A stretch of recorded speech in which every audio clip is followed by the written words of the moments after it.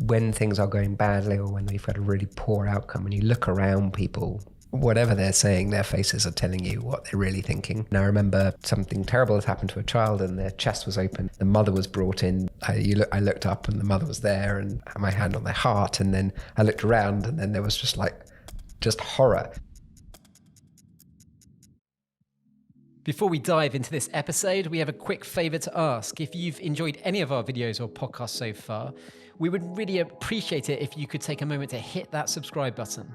Your support means the world to us and helps us keep creating valuable content for you. Thank you so much, and we hope you enjoy this episode. Welcome to the Ridgemont Podcast. This is John Wallace. I'm Managing Director of Ridgemont, a specialist construction and real estate law firm. And I'm sitting here with Nic Alexander, a paediatric surgeon at St. Mary's Hospital in Paddington. Nic, welcome to the Ridgemont Podcast. It's great to have you on the show. So you're a paediatric surgeon. What does that mean? What do you do? So I guess my job is split up into looking after babies, children, and young adults. We do operations and look after children from the broadest range of any specialty. So I can operate on 500-gram babies or 100-kilogram 18-year-olds. So mainly my job involves looking after pathologies below the neck.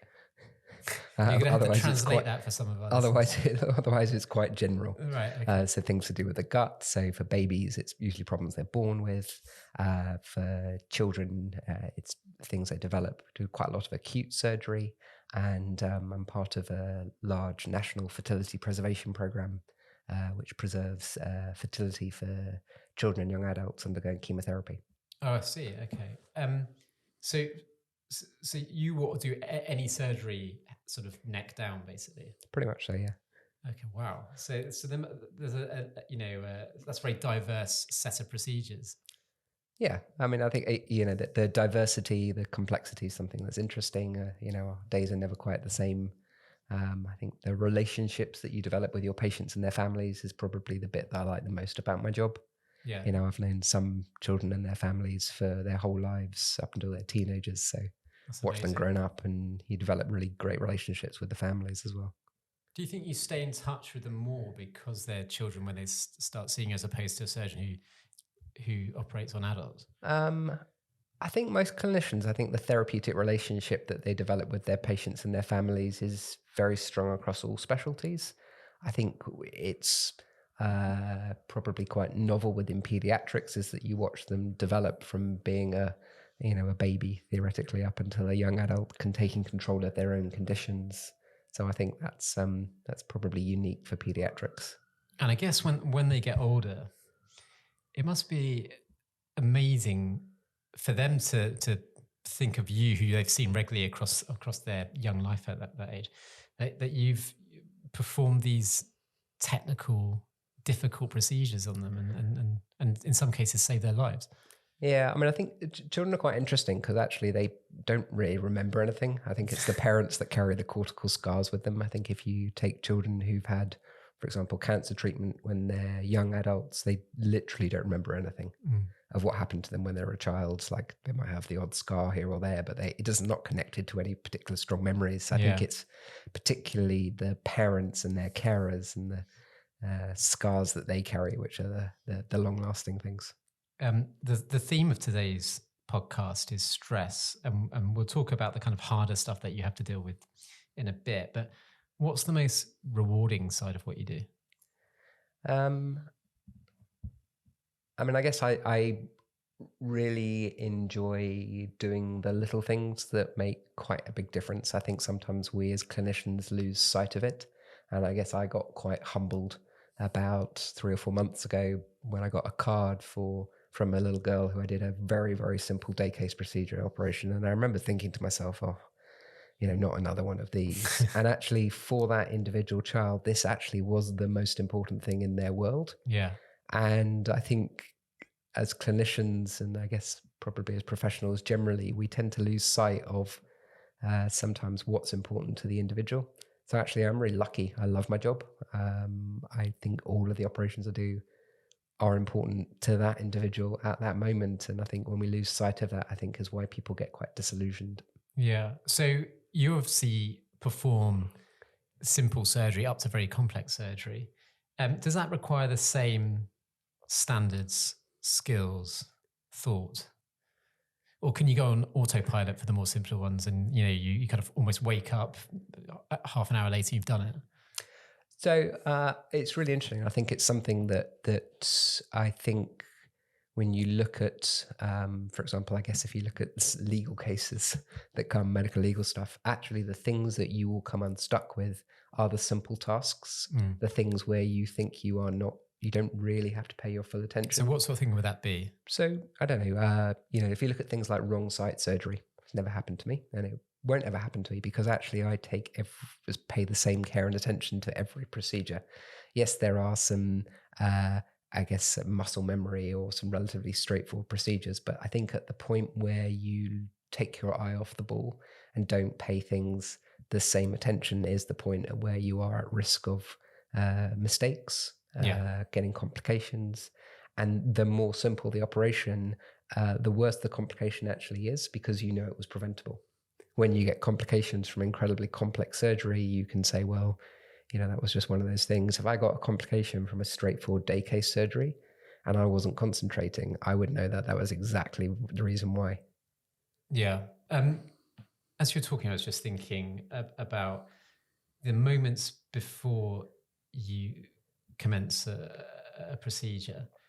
Let's say you're operating on a young baby.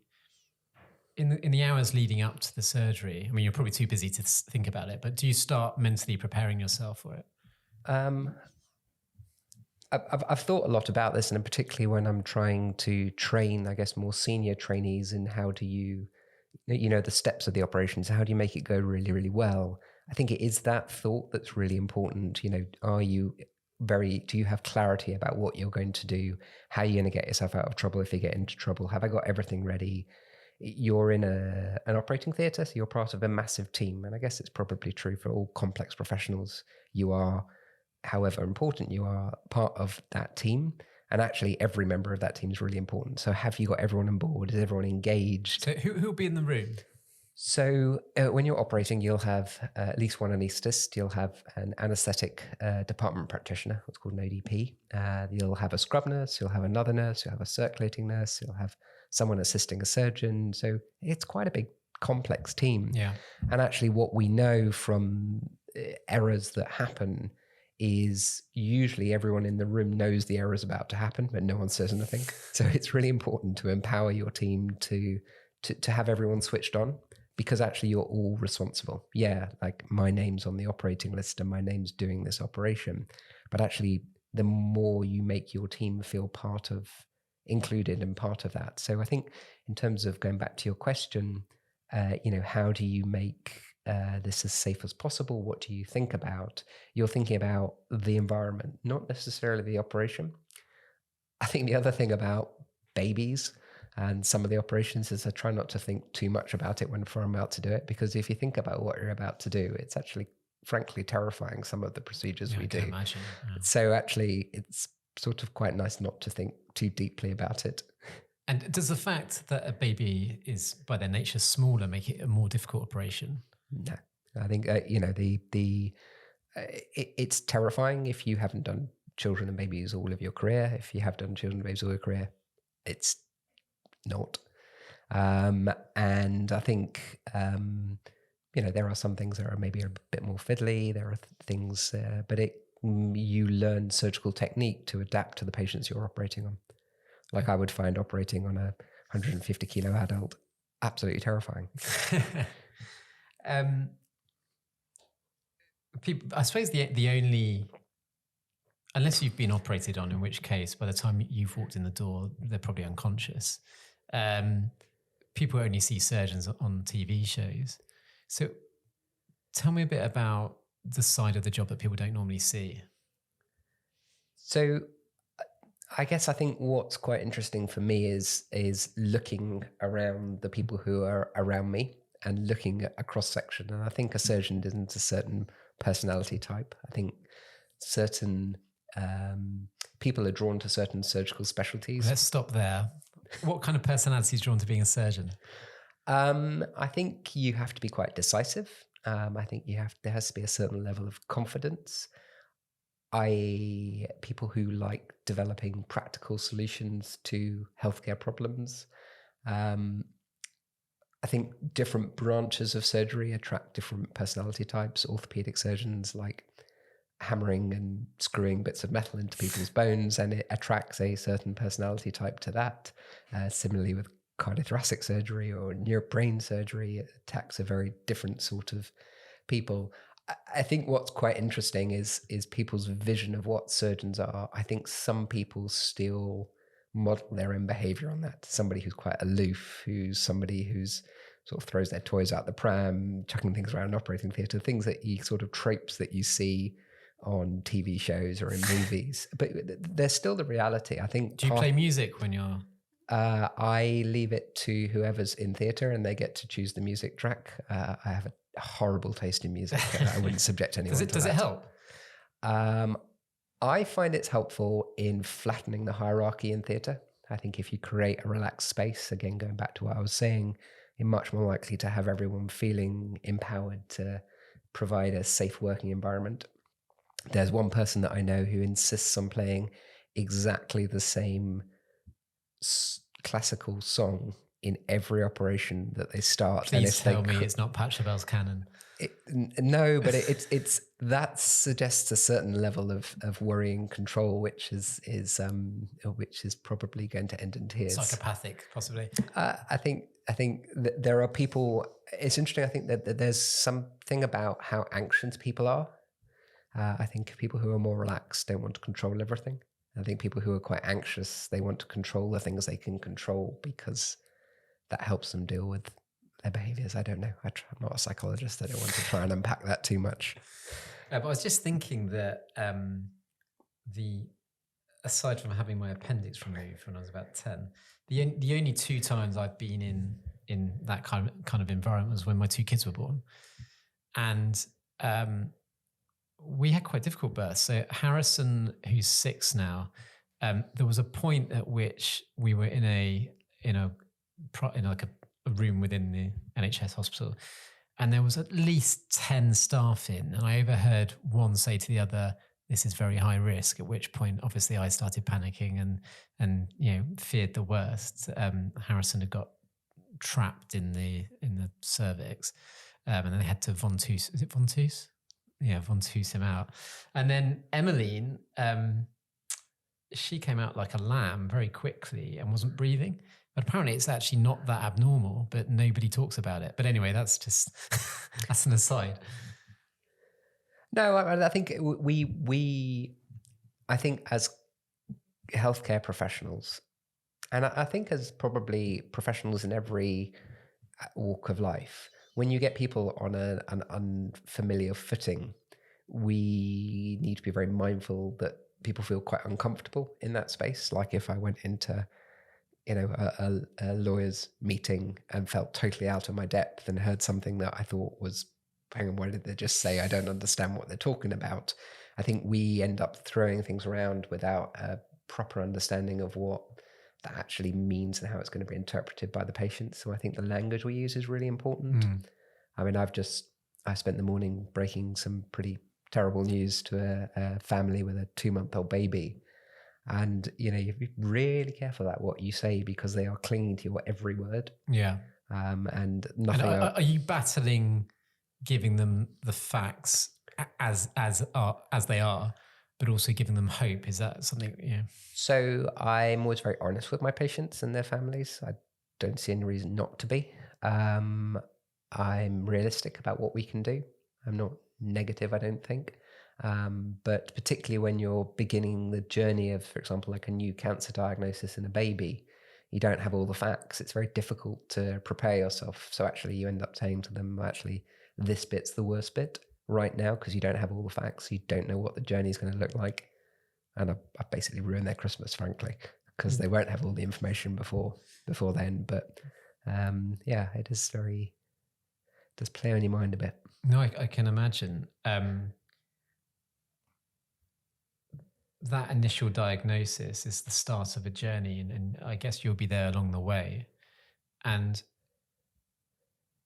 today in the podcast, we're talking about how stress impacts people at work. And the reason why we got you along was because we were thinking about the most stressful professions. And I don't think they become much more stressful than being a paediatric surgeon. But I think a lot of people who listen to this podcast, who maybe other lawyers, maybe working in the property or construction industry, have their own stresses in their jobs. And so when does the stress start for you on an individual case? So I think I'm actually very interested in this, and it's something that I've been trying to pick through, both from a personal and organizational perspective. I think part of our problem in medicine, probably in any aspect of life, is when our normal response to very stressful things is to usually not really deal with them. So like I remember my first day as a doctor. So one of the first things you do as a junior doctor is you'll get to certify people when they're dead. So I remember going into a room at about 2 a.m. at a district general hospital out in the sticks.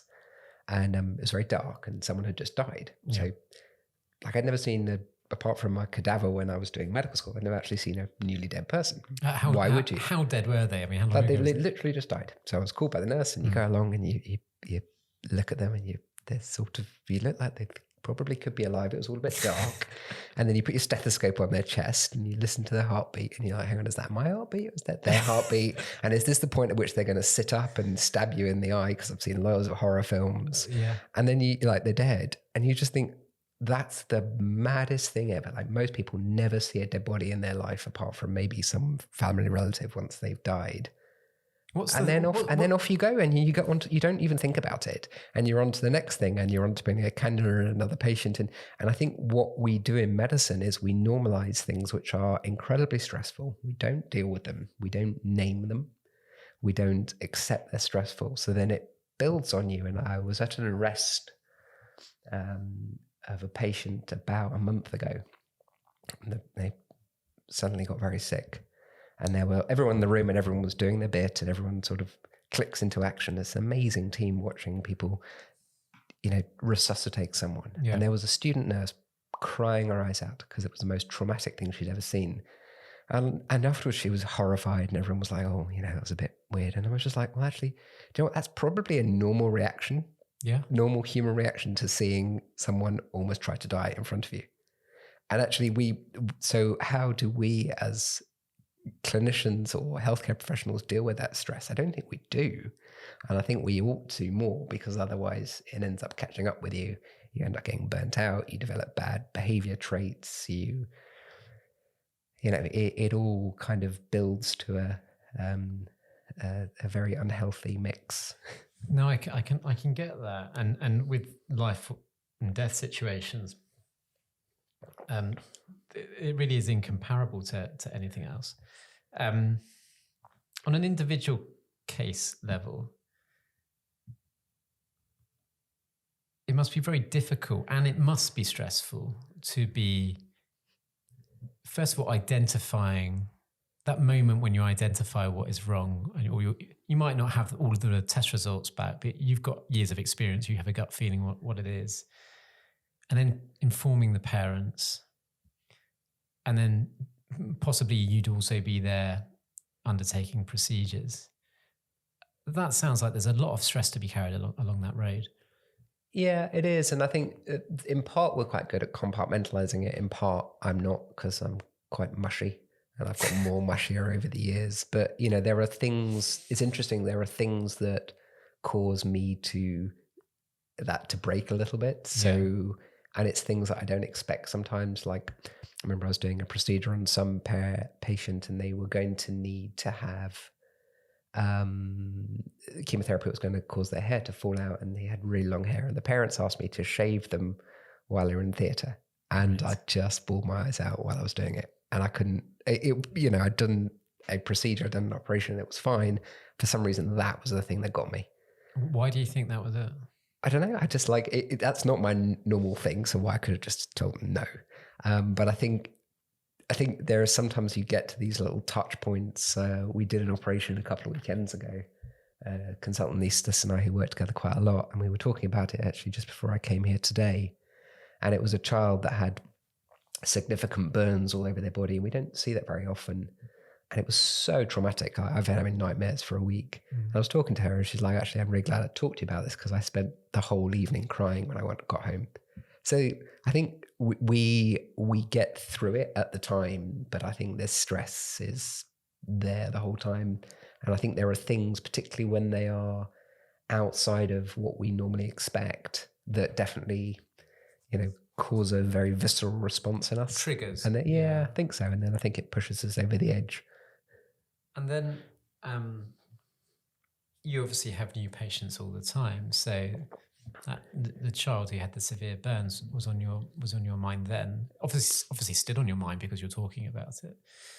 Is there a sense, though, that you move on to the next one? Is that a way of coping? So, I mean, I don't mind saying this. I had a bit of a wobble mid-COVID, and I think part of it was a sort of recognition that my response to dealing with these stressful things had been just to largely ignore them, bury them down in a little box and pretend they weren't there. When actually, and I think it's probably true for most things, accepting that they upset you, dealing with it, thinking about it, and then you can move on. I mean, as a team, I'm not talking. Well, perhaps do the surgeons go out for a drink now and again, or do you go out as a team, or just have a coffee in the hospital and talk about this stuff? What do we do? I think people are better at it than they used to. A lot of people model their behaviors on what they saw from the previous generations, which no one would ever talk about anything. So, I guess the conversation is moving on across the board in that respects. I think people are better at supporting each other. I think one of the best bits about working within medicine is you are part of a very big team. I mean, you can isolate yourself, but by and large, we all support each other really well. We are trying to, I'm trying to push to instill in people this idea of sort of kind of talking about things that are really bothersome, because actually everyone's feeling the same. And sometimes when you sort of scratch the surface, there's quite a lot under there. Is there a bit of bravado amongst surgeons, though, in that they want to be seen as being, what's the word, sort of undefeatable or whatever? They are machines. Yeah, I mean, I think that in part, I think people feel like there's a sort of a kind of fascia to uphold. I'm a surgeon, this is what I identify as. I think less so now. There certainly are certain people that behave that way, and you just think, wow, that's amazing that you want to carry on behaving like that. I hope in the next 20 years it will become less of the norm. But yeah, there are still people who sort of strut around and show a certain image, and that actually that's relatively immature. Yeah, it's like it happens in law, to be honest. So what I was thinking was that in your job, it obviously carries great risk, and it's very sad and unfortunate that sometimes you lose patients as a surgeon who operates on adults would. How do you respond to that? And also, how do you see others? Can you tell when an operation's gone badly and the surgeon or their team, you can see it in their eyes? So, I mean, I guess we're quite lucky within pediatric surgery. We don't have operations that tend to end disastrously. We can, for sure. And I think trauma, there's a major trauma centre at St Mary's, so we see quite a lot of sudden, very horrific injuries. And you when things are going badly, or when we've got a really poor outcome, and you look around people, whatever they're saying, their faces are telling you what they're really thinking. I mean, I remember one very terrible accident where when you have significant pediatric injuries, quite a lot of people come because they call lots of different teams, and you end up with like 40 or 50 people around the resuscitation bed, most of who aren't involved in it, but they've all sort of been precipitated by this. And, there was something terrible that happened to a child, and their chest was open, and I had my doing chest compressions and trying to stop the bleeding coming from their chest by putting my hand in their chest. And the mother was brought in because that's one of the things that in resuscitations people think is the right thing to do. So the sort of mother, I looked up and the mother was there, and I had the child's my hand on their heart, and then I looked around, and then there was just horror. So what was interesting was that it was the mother being in that environment that caused the horror on everyone's faces, not the environment. So I think it's the kind of that's fascinating. So presumably that means that during that traumatic surgery, you were all in professional mode dealing with the various issues, but perhaps not thinking so much that this is someone's child. Is that fair to say? Because you can't. I mean, you literally have to go into this is what I need to do to get myself out of this situation. And when we've got what we call sort of damage control surgery, you are really there just literally trying to stop them dying from whatever they're bleeding from. And then you have having 40 people in the room help or not sometimes? No, it's a disaster. Like sometimes we have to operate on intensive care, and there's all these gawkers around, and you're sort of operating, and then you think, I know there's someone looking at me. When you look out of a window and you think someone's staring at me, and you look up and then everyone's sort of looking at you, and it's very odd. I think one of the things we got better at as teams is debriefing people after these events and talking to all the people and sort of getting their feedback about how they felt about being in that environment, because it is really traumatic. I mean, it is. Does the NHS offer support? So I think following COVID, I think there's been a bit of a statement from all of the organisations saying, well-being for our staff is really important. Our staff is really important to us.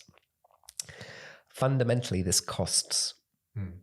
It costs in time, it costs in finance, and I think if you wanted to do it properly and meaningfully, it's going to cost more money than people are willing to spend on it. Yeah.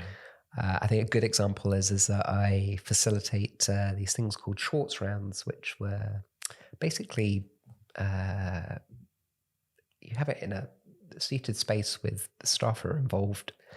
Usually have panelists giving their view on a case, but it's nothing to do with the medical case. And they were started in America, bequeathed by a lawyer, actually, who was dying of lung cancer, and looked around him at all the young nurses giving him amazing care, thinking, how are they actually coping with this? And he bequeathed a large sum of money to Boston and Mass Gen to run these rounds for people to talk about how they felt about cases. And we ran one. It's the first one we've had in person. It was all set on adult intensive care, and it was very powerful. But what was really interesting is one of the panelists was one of the nurses who was actually working that day, and they had to leave halfway through this space to get back to their shift. And you think, well, actually, if the organization's going to take that seriously, they would have provided some cover for the people who need to go to that space to attend that space. Yeah, and I think fundamentally that's the problem. I think there is support out there. People are doing things to try and improve little bits and pieces. I think it's on everyone's agenda. I just don't think it's going to be done particularly thoughtfully, if I'm being really honest. You mentioned COVID just now, and I think we've all got an idea of the impact that COVID had on hospitals as a whole, but what impact did COVID have on you as an individual surgeon? I mean, I think it was, obviously a very disruptive time. I think within healthcare, I think nothing really changed for us. We went to work every day. We carried on about our lives. Everyone else's lives stopped. So I can't really empathize with the rest of anyone else because my job didn't really change. I mean, there were bits and pieces that did. I think the environment changed a little bit. We've always looked after sick patients. We've always looked after patients with transmissible illnesses. I didn't really think anything was any different. I think that the problem became with the remote working is that you wouldn't leave work at home. You wouldn't leave work at work. You'd have to take it home with you. People were having the idea of remote meetings, and you'd have meetings at 7 in the evening or 8 in the evening. And then that became the new norm. Yeah. So I think that's when it became draining, is the kind of, it was relentless. And did the way that you practiced during those 2 years, have some of those things remained? So have those evening meetings remained, or have things? So I think it's sort of, and I think it's probably true in all aspects of life. I think the idea of everyone being accessible 24 hours a day because of these remote meetings, almost it became the norm, and now people realize actually that's not a very healthy way to work. So people are much better at a bit more boundaried. I think I remember someone saying at the start, this is a marathon, not a sprint. And I remember, a year in, you're just like, well, actually, it's not really a marathon. It's ultra marathons, one after the other. Like it was relentless. So I think in some respects, everything's sort of headed back towards normality now.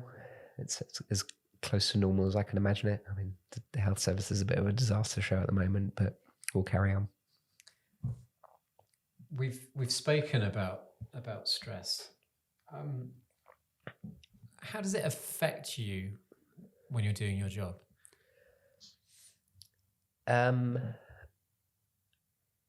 I think the only thing you can do to mitigate it is to be aware that you are stressed, and that I think we all get stressed. So it's being aware and having like an internal kind of meter to say, I am stressed, therefore these are the consequences. And what are the consequences? Well, the consequences are I might lack clarity of thought. I will probably be more emotional in my decision making. I might be more snappy with people. So I think I guess a part of maturing or personal development is being able to sense check how stressed you are, because you know that if you are stressed, you are not functioning as well as you can.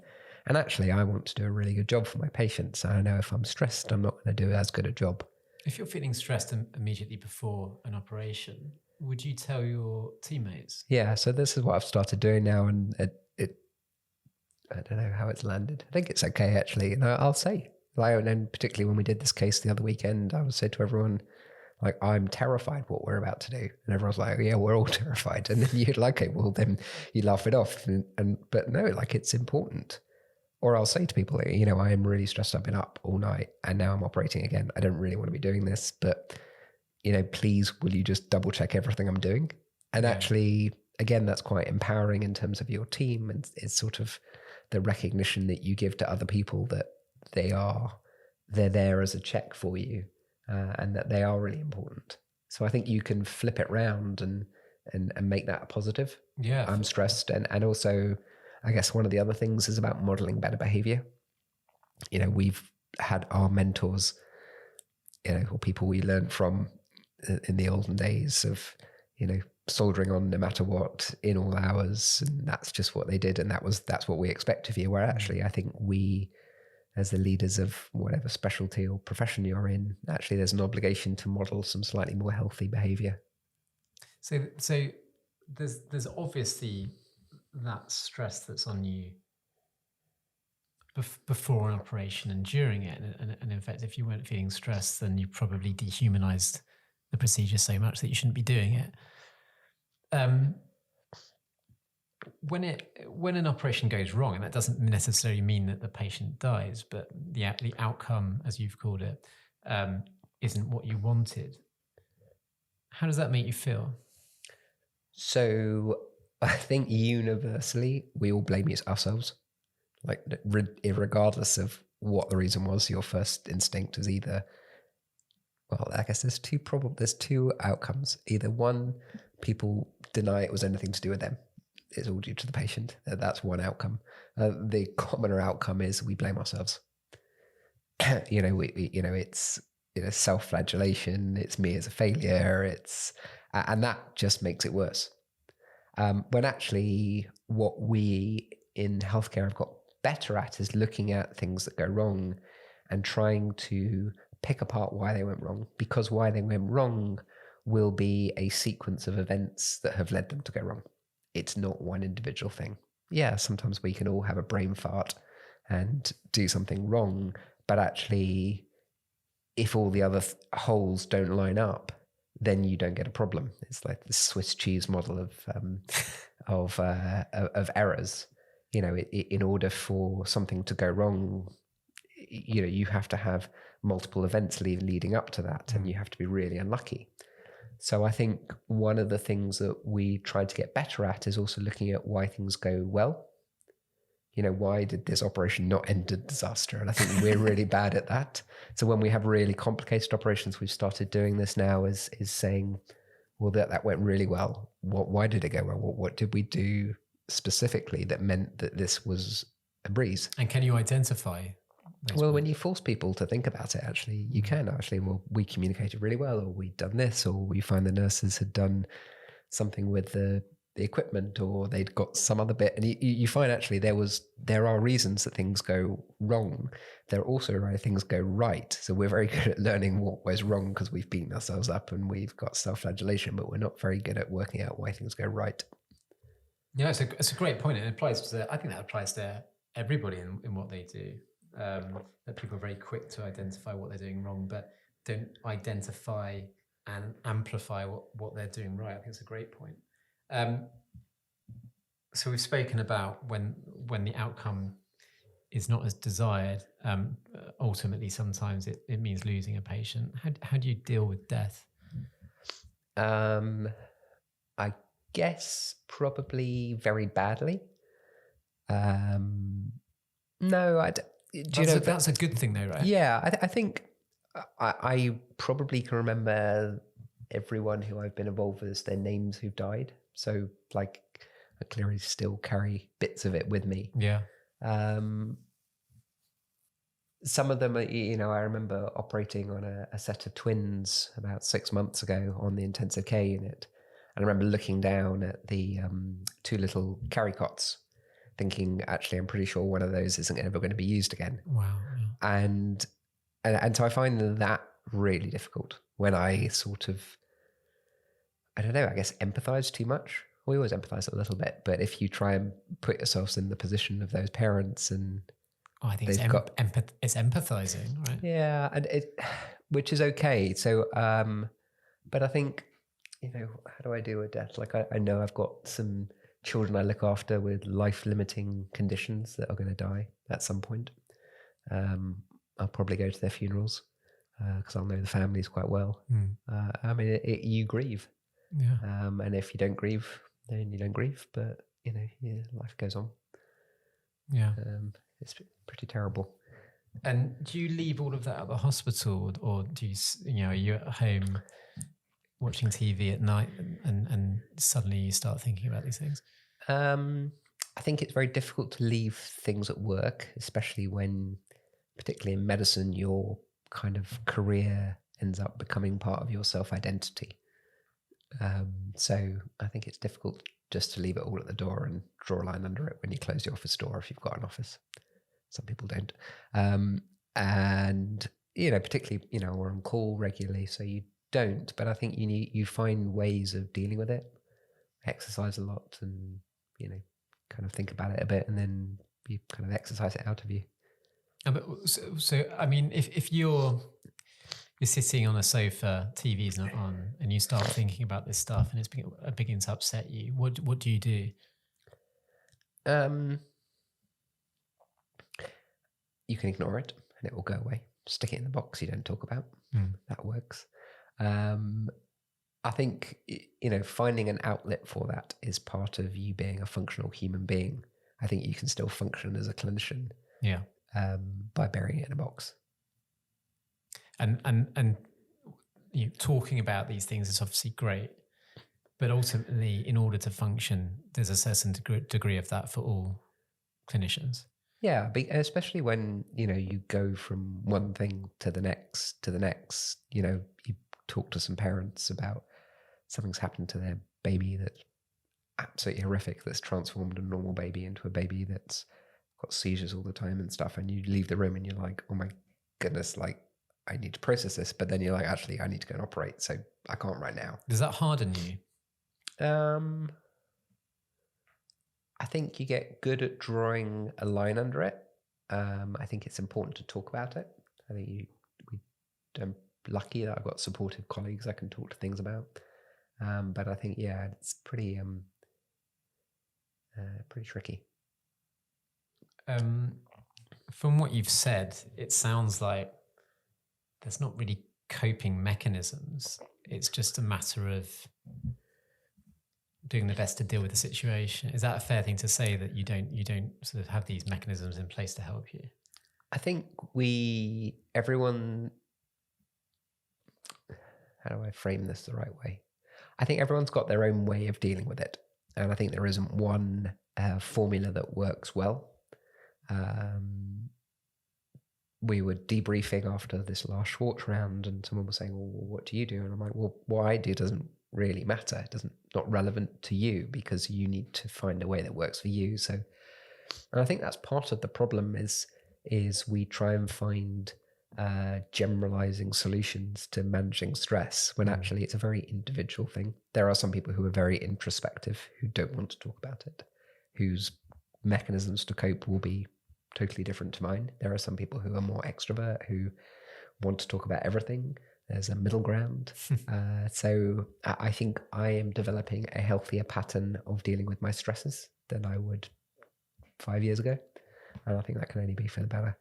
There's obviously a very happy side to your job as well, rather than just, it's not all about outcomes not being as great as you thought and stress. So what makes you happy about your role? Yeah, well, look, I mean, like most of the time, my job is fixing problems that are problems to fix, and then they're fixed, and then they're gone. Well, I think that's why people go into surgery. We like to fix problems, and we fix problems, and they get better, and you cure them, and they go away. And I think that, when you look at, and I've talked to medical students about jobs, people want to know what career to go into. I think I always say to them, it doesn't really matter as long as you have some balance. So for all these horrible things that I've described, I have a multitude of really simple things that I do, or pleasant encounters, or what's your greatest achievement in surgery? I would not like to say. I never like to talk about my own achievements. It's horrible. But are there certain surgeries you've performed that you look back on and think, that was great? And you've just said it's not all about you, it's about your team. So I've come to the dawning realization I'm not terrible recently, which is an awful thing. Good news. I've always sort of worried about becoming too arrogant. So and the flip side to that is you sort of downplay everything you do. Like surgeries, when you're doing operations, there are a group of technical skills, and you can do them well, and you can do them badly. And actually, by and large, I do them okay. There are some things you get to the end and you think, well, actually, there are not many people who could have done this. And so you feel a sense of achievement. There are some things that we do that are relatively straightforward, and I think anyone should be able to do them. So I think what would I say is my best achievement? I think creating a team around us that is quite different to most teams, which is very accessible, very open, very collegiate. Is there risk in theatre that the surgeon is seen as the Cristiano Ronaldo of the team, and that the team's built around him and he's the star? But in fact, to make any football team work, everybody has to do their different jobs. Well, but exactly. And I think if you look at all of the disasters or terrible stories you see in the press or in the media, or I see it around my organization, invariably those are, heroic figures, and everyone else doesn't really have much to say to themselves in theatre. And that's not a safe environment. And I think organizations don't do enough to discourage that. Nobody, it's great to be some fantastic heroic surgeon and great on you. We see it a lot in America, and America is way worse. I mean, there's You go on the old Twitter and you look at people and you're just like, wow, you've got some serious God complex there. But actually that way lies madness, because actually we're all fallible. We're all capable of doing things which are wrong.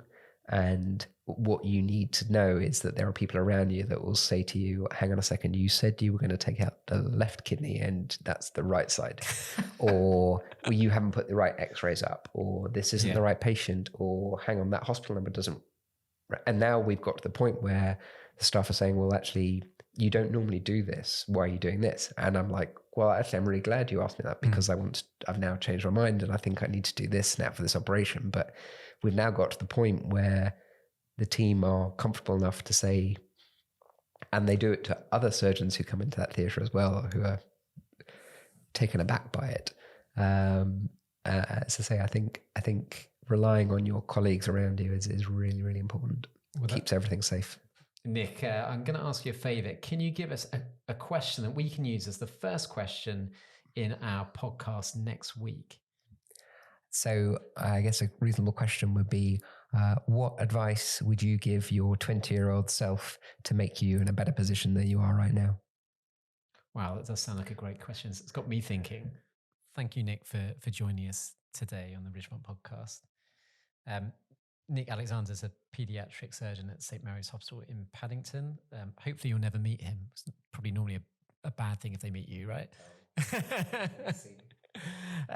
If you've liked this podcast and you'd like to listen to another one, then please email us at contact@ridgemont.co, and we'll add you to our newsletter so that you can see when the next Ridgemont podcast is coming up.